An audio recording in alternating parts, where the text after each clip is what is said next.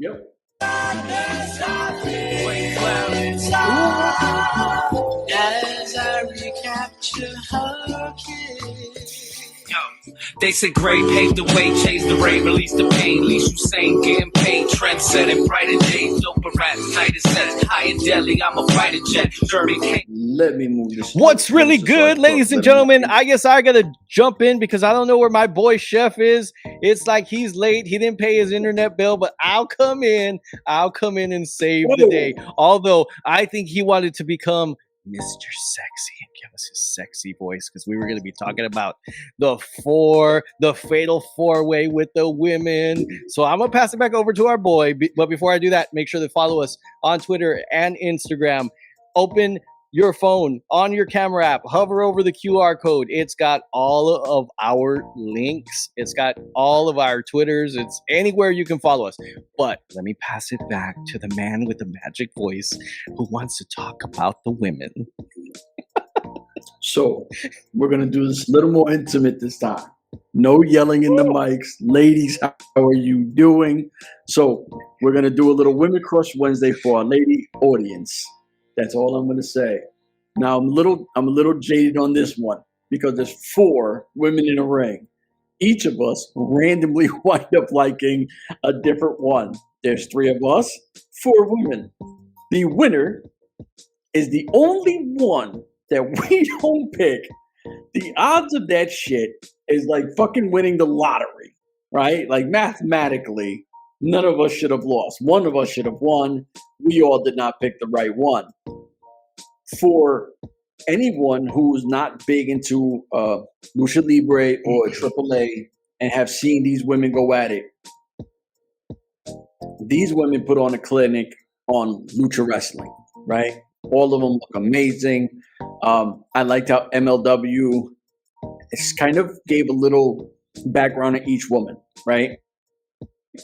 Like on Dorada Mathematics, they said, she's the youngest one of the group. She's just getting her legs wet, doing her thing. Shani is like the super veteran.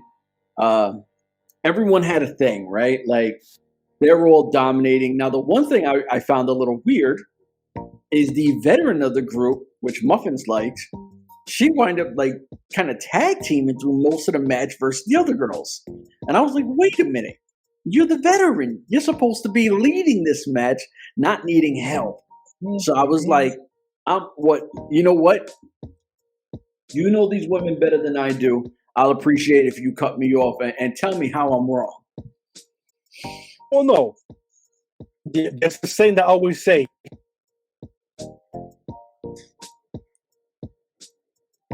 That's crazy unless you muted yourself. You're going to have to say it again. You're going to have to say it again, homie, because you must have muted yourself. You did a lot of hand movement like, hey, how you doing? You hear me now? You hear me? Yeah, you sound like, I said. Yeah. What's that? What I said was, there's a saying that goes, work smarter, not harder. That's what Lady Shani was doing. She was working smarter and not harder. Okay, that's fair. She's a veteran. But let them kill themselves, and then just pick your spot and take the win. Except it didn't happen that way. But why should you kill yourself? Let them kill themselves, and slowly but surely, just pick your spot and get the win whatever way you can. That's a smart way to do it, brother. I'm just saying. That's fine. That's fine. Here's where it's gonna sound like I'm gonna be extremely biased, right? Because whoa. Lady Shani, you always biased. No. Hold on. I think Lady Shani to me, with kind of tag teaming with I think it was La Heidra, whatever her name was. It was kind of like you guys are the veterans. So with you tagging up, to me, it took less work for them to show why they're as good as they are because they did a lot of work together. Lady Flammer, I thought she was good. I was like, yo, this girl could go. But Dorada, And it once again sounds like I'm being biased. To me, seemed like she had more time to do different kind of move sets and show her natural skill versus everybody else. And I was like, this is exactly why I picked who I picked. She did not win though. But to me, she had the best showing of the other three girls. No, but I'm saying she had the best of the other three girls. So, Yeah, you know what? Obviously, Lady Flammer won. Huh. So Lady Flammer won, right? Now, let me reset us just a little bit. The start of the show had a AAA feel to it. It had a big time Mexican event feel to it. Walking that big stage with the huge screen behind them, they looked awesome. These women looked professional. They, of course, MLW and all the production team that they have there helped, right? And the stage that they set, the location helped. But these women looked great coming out on the ring. I can't remember which one it was, because I think it was Lady Flammer that came out with that shimmery robe. That thing looked like it was that was lighted Shani. up. That was Shani. That was Shani. Shani You're right. out with It was Shani. Yeah. Oh my gosh, that robe was freaking awesome. It looked like it had hood. lights It had the hood in it. Yes. Oh my God, that thing was awesome. So anyways, they all hit the ring, and I'm looking at these women, and they are women. And not derogatorily. I'm not saying that in a derogatory way. They were are thick women. they thick. look like they could, any one They of them look could have. they look like they had some stuffings for Thanksgiving in all the right places. So that's Muffin's opinion. If you need to hit him up, he is directly at Urban Wrestle NW, care of Mr. Muffins Martinez. That's how women are supposed to look in 2022. Thick. I'll take that one. Yes, because the women that they have been putting against our girl, we've talked about this multiple times, but the women that they've been putting against Taya just do not look. They don't look like they can. That they could do anything to her. They don't look like they are. She's selling for them versus them looking like they're gonna hurt her. Any one of these girls could have gone up and really done a number on Taya. I like Heidra. I felt like she had a size advantage. I felt like she was going to dominate in that ring. There was a little bit of a tandem action. I could say this, and I'll finish with it. If MLW wants to show lucha, these are the four women you bring back and you start trying to build that featherweight division on. That's it. Do it. Bring them in. Bring Ty in. You can have some other girls in for a cup of tea. Make these women your focus. Try to figure out a way to get them over here more often, because they were awesome. The movement in the ring was awesome. Yeah, I've never visited Atlanta before. I drove through it, Atlanta. I never knew there were that many Mexicans in Atlanta. Because that crowd was pro-Mexican. I was like, God damn, there's a lot of Mexicans in Atlanta. I was like, holy shit. And there was a lot. Listen, there was a lot of Mexican flags too. That to me, hear me out. It's kind of like what AB said. It had a big feel to it, right? This was your opening match, and anyone who knows wrestling, your opening match is one of the most important matches on your show. This crowd, I don't know if it was a Bandito crowd and they were bringing their Mexican flags to represent Bandito, or they knew all the Mexican talents. I don't know. But anywhere where you bring your flag and you represent it as much as it was, there were people with fucking luchador masks sitting behind the announce table just chilling. You know what I'm saying? Like, this was a dope feel. And to have five Mexican talents on one show, and for that kind of how do you call that? Like not a fan base, but like your culture. Your culture come out for you. These people said, "Oh shit, we got 4 Mexican girls. We got a Mexican wrestler. These are our people. We're gonna show up. We're gonna bring our flags. We're gonna represent our people." And that shit was fire to me. Like I love that shit. When the culture steps up for the culture. Yeah, like Dean said, if they ever go back to Atlanta, they have to get a bigger place and bring the Mexican wrestlers, because that place will get packed. And that crowd was fired for being like an Impact sized crowd. They were very vocal to the whole show. Yeah, all of them. There's a lot of Mexicans in Atlanta, and I never knew that.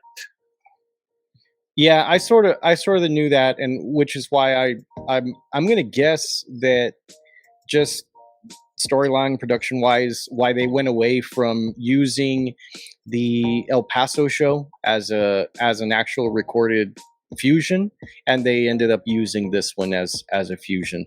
I loved it. I just would gush and gush and gush about the women wrestlers in this show. I'll tell you this: it looked like they had a very hard time being heel characters when the Mexicans that were there, predominantly Mexican fans that were there, loved them. They really, really loved them. So on some of the entrances, they were blowing kisses, and it's like, how are you going to be a heel blowing kisses unless you're doing it, the reverse way? But I could hear it, just small little shouts in the crowd that they loved them. Yes. They really loved them. Another thing that I noticed there was another thing that I noticed, there was a lot of kids, a lot of female kids, girls, and that's a good thing that they saw 4 powerful come to life superheroes, basically, with the mask and the capes and that whole thing, because they see that and they go like, damn, I could grow up and be that when I get older.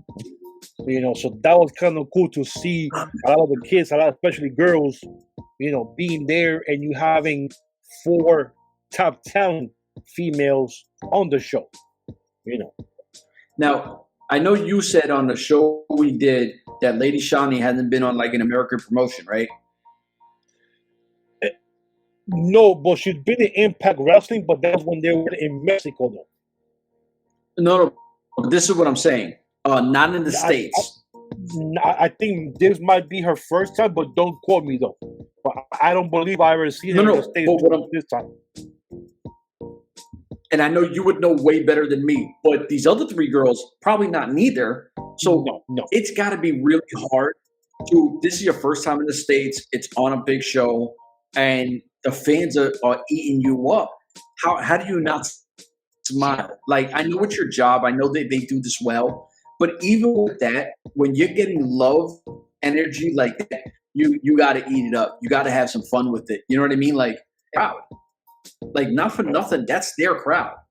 These women, and not only was that their crowd, is they showed up for their crowd. It wasn't like it was like, this was a good match. No, their crowd was there, and they fucking showed the fuck up for their crowd. These women dominated and looked great. And then you had the end where Lady Flammer comes out. She talks some shit to Taya. Taya's wearing her super thick boots that she always wears. And she's kind of towering her. And, Jesus. And yes, sir. Yes, sir. Taya talks some shit, and she snuffs Taya and starts thugging her out. And I'm like, this is what I'm talking about, And I don't want to really talk Taya because I got some really like aggravated shit that Taya said that I'm like, man, stop talking and just do it already. The whole I want to defend my belt against all the best women around the world, but you don't even represent the belt. You know what I mean? Like. So I hope any of these women, and I'm with AB, you want to make that featherweight division dope, bring these 4 girls in. You know what I mean? Bring them in. You can have them go against other girls, but one of these 4 could be such an amazing wrestler for the States because we don't know her. I just got it. Next year. You had an epiphany. Yes, next year, March, April, or something. Go back to Atlanta. USA versus Mexico featherweights. Dude, you get 5 American wrestlers, Brittany Break, the Sea Stars, Holiday, or whatever else, against 5 Mexican wrestlers, bro. In a tag team warfare, you have them do single matches, tag team, and then a battle royal, and whoever wins, your country wins. 5 against 5, 6 against 6, I don't care. USA versus Mexico featherweight edition. What? AB, what do you think of that? Because I think that's crazy. I really love it. I'll be honest, dude. I love it. I could see that happening. Sell it. We need to tag Cord on this. Seriously. Down in Atlanta, bro. Yeah. Right there. Like next year, like especially for WrestleMania weekend or something, wherever they're gonna be at, have something there like that. Man, that'll be huge. It's not often that Muffins has a serious epiphany the way he does, but that one is a. I thought that was all by myself. That was all by myself. All by myself. I'm so in the back, baby. Now, to change the subject to something else. Who watched or who saw Jade last night? Jade Cargill, AEW last night. Oh my goodness! I don't watch AEW. Can you bring a pic there, Mr. Beans? I'm coming. I'm coming for you, my friend. Boy, that girl or that lady, that woman looked like $1 million last night. That lady is a star. Hey, you know what? Hold on, and I'll agree with you. That is an amazing talker. She's an amazing body. She's a beautiful woman. She's like I think she was a weightlifter or a bodybuilder or something like that before. She played basketball. I know a lot about Jade, but can you find the one from last night, Beans? I'm trying to. She's not a great. Trying to find it. She's not a great wrestler. Yeah, but somebody said the same thing, and then they said she's been wrestling for 3 years when she signed during COVID with AEW, and then they compare. Look at the outfit she had on last night, bro.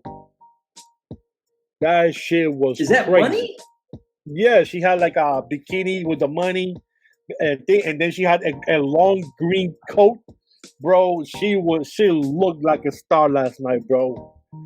She always looks like a star. Look at all the guys. Look at all the guys freaking out right here. Like dude, snap. when I saw her last night like this, I was like, man, somebody gotta call her up for marbles and make her the new superhero. Storm.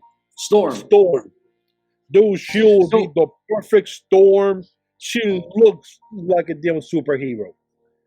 So in the past few pay-per-views that AEW has had, she has come out as a superhero. I want to say that this past one, she came out as one of the Thundercats. Chitara. Yes. Yeah, Chitara. Okay. The whole outfit, everything. Like Chitara. That shit looks crazy. Thundercats. But she's not even old enough to know what Thundercats is. Well, she's 30, so she probably watched her brothers or somebody. But, last night she came on, she's saying out to the rest of the baddies, either you guys pulled your weight or you guys are out, type your shit. She don't need them. But she doesn't. No, she doesn't. But it gives them something to do, because when was the last, she just, Red Velvet just came back from injury. They just fired Kiera Hogan from the group, and she was complaining last night on the interview yesterday that she doesn't get to wrestle in AEW.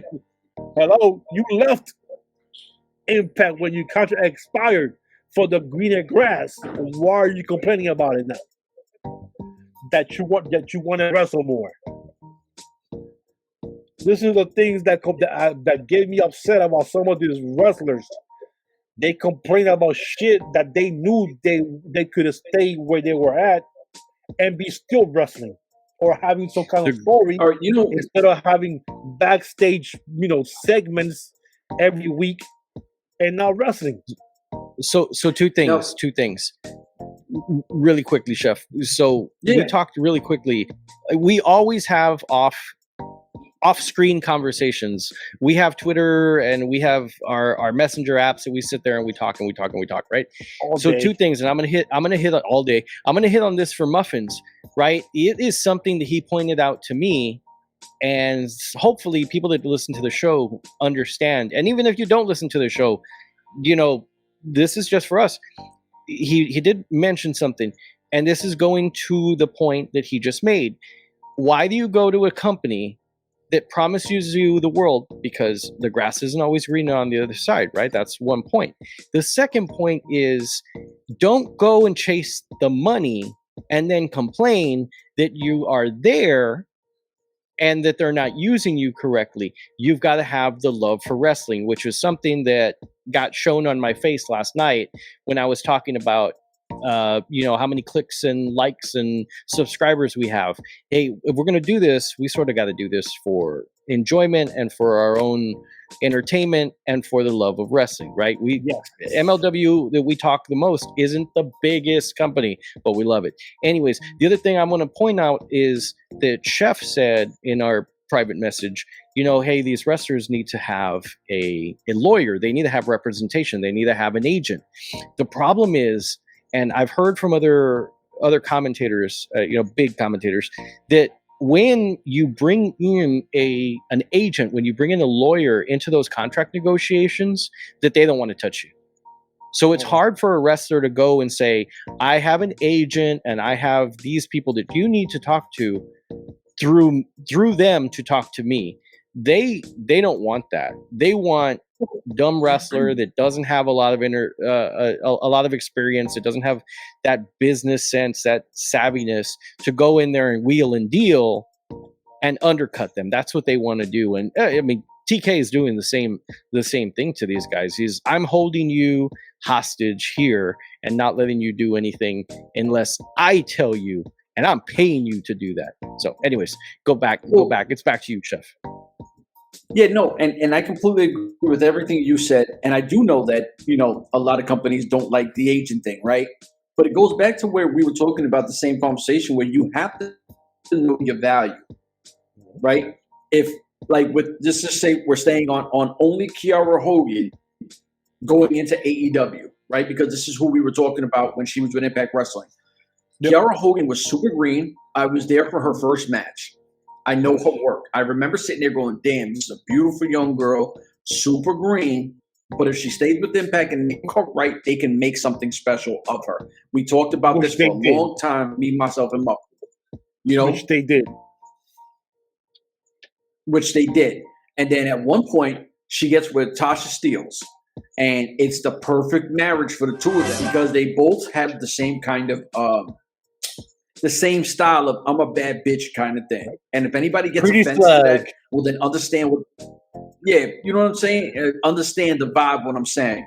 So these girls came in, they dominate. They become the tag team champs, right? You're like, I think they were called like Flame and something or Fire and something. Yeah, Fire and Ice.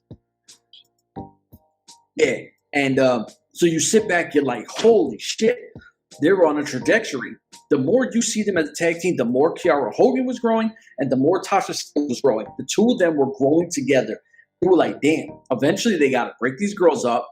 And one of them is going to go on, or if not both at some point, are going to be the women's knockout champion. That's how good they were. So she's coming out of Impact Wrestling on a high, right? Because her ceiling is off the charts. Her look is off the charts. She can talk with anyone. She can wrestle with anyone. She goes to AEW, gets instantly lost in the sauce. Now, if you're not smart enough to sit back and say, you know what? At some point, I want a title shot. At some point, I need to be booked like this. I need this going forward because I know who I am. Now, if she doesn't go back to Impact Wrestling to say she gets tired of it, she's like, oh, I'll just go back home. If she doesn't go back to Impact Wrestling where everybody knows the last thing they seen. If they live in a bubble and they don't know her AEW or what she's done, they still remember, oh man, Kiera Hogan was that chick. She was our tag team champ. She was on the way to being a knockout champion. If she goes and just say an MLW person doesn't watch Impact or MLW, and you sit back and you go, who the hell is this chick? What has she done? Because you haven't seen her do shit forever. She's already devalued all the things she's done from Impact Wrestling. It's the same with LAX. They were the hottest tag team in the fucking planet. Who the fuck are they now? And I love Santana Ortiz. Those are my dudes. No one remembers because they haven't seen them in forever. It's the same shit, unfortunately, with her and a lot of other girls who get stuck in the sauce. No, and like you said, they were 2 times tag team champions, knockout champions. Once they broke up, Tasha Steele became the 2-time knockout champion by herself, and Kiera Hogan left, like you said, for the greener sauce. Got into her little matches, and became one of the baddies. And then after that, her shit died. And now she's stuck somewhere complaining about that she's not wrestling. And Tasha Steele just resigned with Impact just this past week or last week. So she knew her and worth. you know, she said, I'm staying where they gave me my respect and they gave me my chance. Why am I going to go to this place where for 2 weeks of a hot fire and then I'm going to get stuck in dark in elevation? I mean, and it's what you said. Tasha Steele did it smart. Look at the landscape, right? If I'm not going to get much in AEW, especially with Paige there now, you already know she's taking a spot. In WWE, they're so heavy, right? Like they are so top heavy. What are you going to be stuck in NXT forever? And I'm not saying that's a bad thing, but when I'm a talent, I want to hit that main. My dream was probably Raw, Monday Night Raw, SmackDown, WWE, whatever, not NXT. You sit back, you go, shit. If I stay here, look at what the fuck I built here. I got my Impact merch. I'm a name that every Impact fan loves, blah, blah, blah. And I don't have to go back to an MLW and try to regain and build myself up. I'll sign the fuck right back here and keep my shit where I'm going. And like you said, she's there at AEW. Yeah, she's like AEW now going on a year. She's her whole everything that she's worked for is devalued. No one's gonna remember what she did in AEW. They're gonna go back to what she did in Impact. You know what I'm saying? And NXT, it's a whole different NXT now. It's not the same when Uncle Vince had it. No. So now it's a whole different beast. You won't even get into NXT anymore unless you are brand new, fresh face out of college with some kind of sports background, because that's what they're getting now. They're not bringing any more from people from, oh, we'll give this person a chance.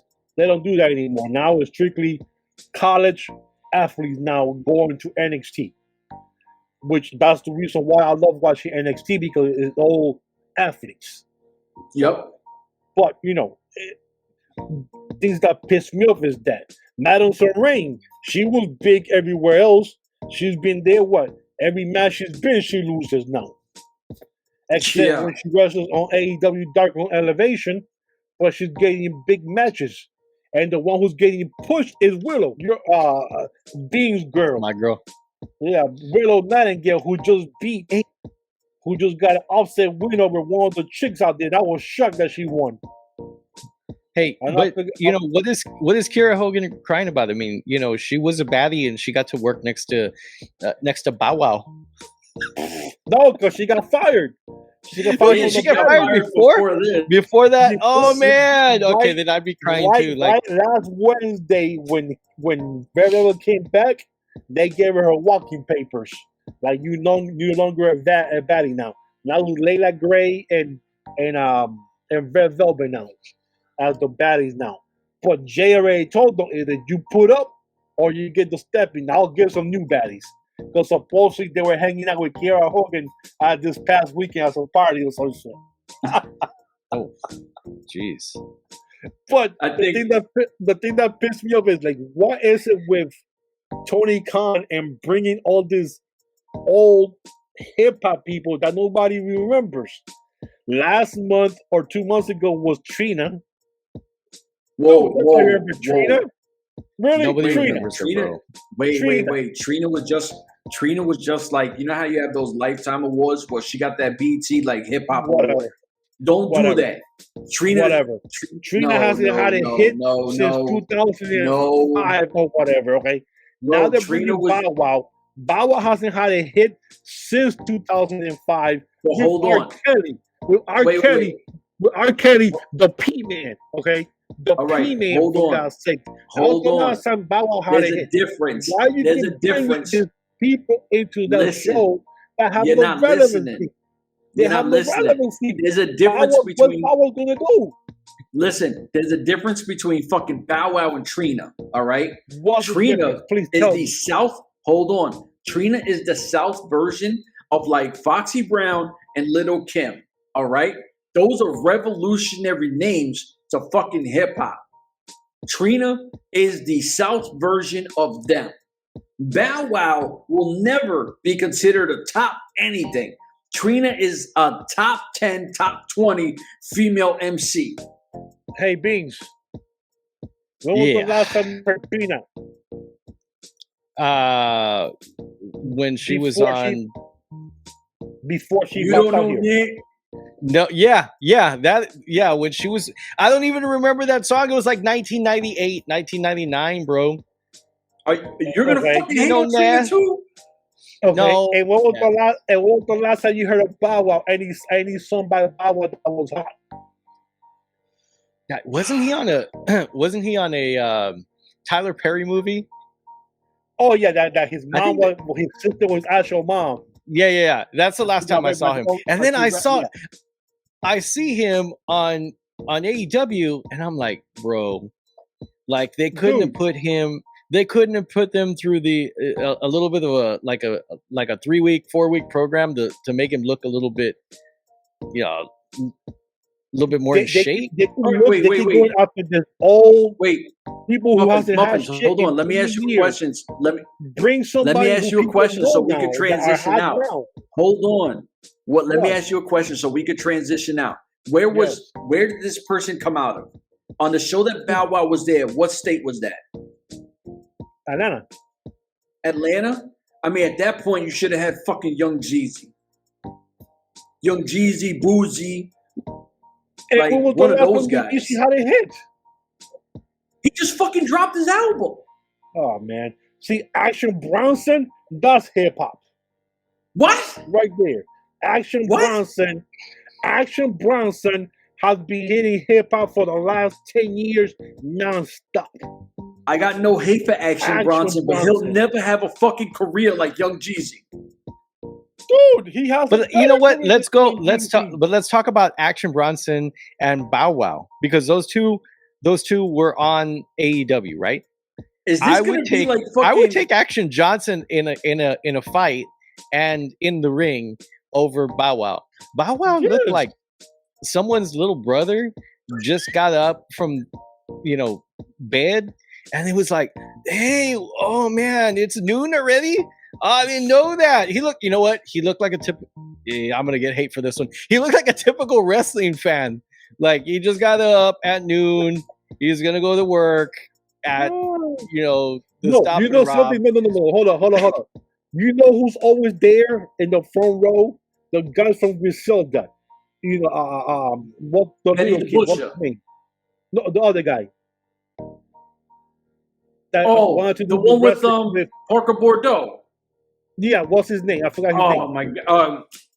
Something Conway something. Conway. No, it's a Westside Gun. Conway, Westside Gun. Westside Gun. He should have been the one battling against Jade Cargill. He made sense. He's been hip hop for the last 10 years. He's been hitting the streets and with the music super relevant. That makes sense because he's always there in the front row in a lot of the shows. Yep. Not Bow Wow, for God's sakes. This became an anti-Bow Wow podcast somehow.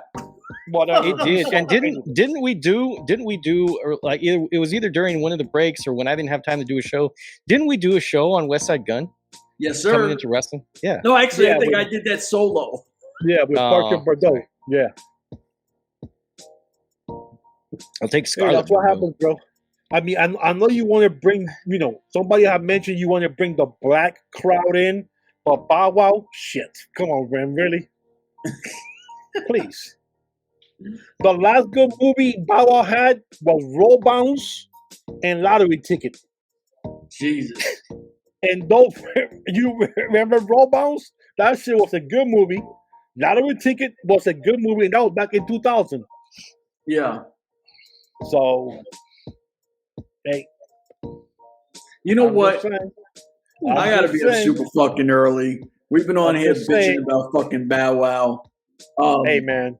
Yeah, go make the muffins, bro. Go make the muffins. You know what? I don't really like you today. So Whatever. for Hey, myself, I've been out for like 2-3 weeks. Give me a break. I gotta catch up. I mean, yo, I hope. Did you watch what we were talking about? We were giving Yeah, you all the business. time. We were Bullshit, giving you the like business, always. especially at the end. Yeah. Especially at the end. I know. I heard. Always talking bullshit. That's what I'm talking about. That's when they have to come back. And I reviewed that show, and I was gonna cut the part out when I'm trying to make your voice, and I seriously was like, man, I am doing like a bad Razor Ramon accent there for Muffins. You sounded like Scooby Doo, bro. With my accent on it. All right. Oh, You know gosh. what? For myself, the two Astros take us guys, out, y'all man. already Take know us what out. it is. Yeah, man. We've been talking for way too long. Fuck Bow Wow. We're out of here. Deuces. Bow wow, bow wow. Woof, woof, woof, woof, woof. Yo, they said gray paved the way, changed the rate, release the pain, least you sane, getting paid, trend setting, brighter day, doper rats, tighter sets, high and deadly, I'm a fighter jet, journey.